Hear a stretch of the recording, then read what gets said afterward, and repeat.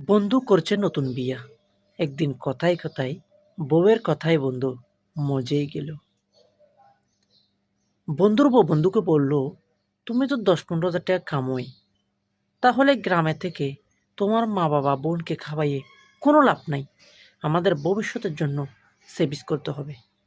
তখন বন্ধু বলল, সেভিংস করতে হলে কি করতে হবে? তখন বন্ধুর বউ বলল, সেভিংস করতে হলে আমাদের শহরে গিয়ে থাকতে হবে, বাসা ভাড়া নিয়ে। বন্ধু বলল, নিজস্ব বাড়ি থাকতে বাসা ভাড়া কেন?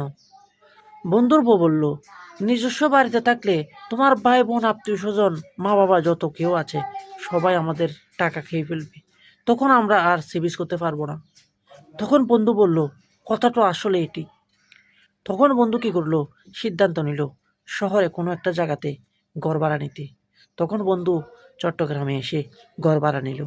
তখন বন্ধু এখন ঘর ভাড়া নেওয়ার পর বউকে নিয়ে চট্টগ্রাম চলে আসলো।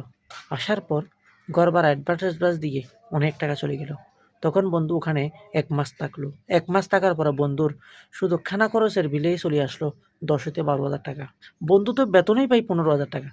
তখন ঘর ভাড়ার ঘরের মালিক চলে আসলো, ঘর ভাড়া দেন। তখন তো বন্ধুর হাতে টাকা নাই, আছে 2-3 হাজার টাকা। তখন কি করলো বন্ধু, চিন্তায় পড়ে গেল, ঘর ভাড়া পাবে কই।